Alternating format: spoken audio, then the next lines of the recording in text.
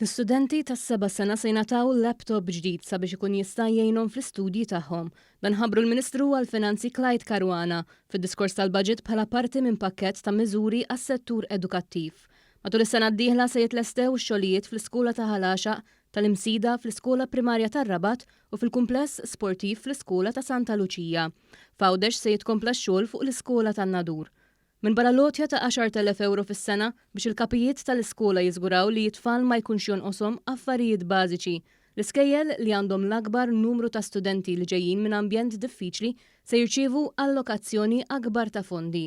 Dan se jsir fl-isfond ta' twessieħ tal-iskema disa' kif tħabbar mill-Prim Ministru ftit jiem ilu. Apart ix-xogħlijiet infrastrutturali, l-Ministru Caruana spjega li dan il-Gvern se jkompli jinvesti fit-taħriġ tal-istudenti. Il-Gvern se jkun qed ikompli bl-iskema tal-garanzija għaż-żgħażagħ b'investiment ta' 10 miljun euro. Dan flimkien ma' programmi oħra pa' Training for Employment u Investing in Skills.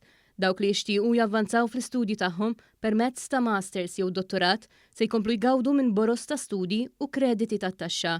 Kif diġà tħabbar il-proġett tal-kampus il-ġdid tal-ITS fl-Smart City beda u issa l-ITS beda jaħdem fuq proċess ta' ristrutturar operattiv blan li jimplementa l-pjan strateġiku tiegħu.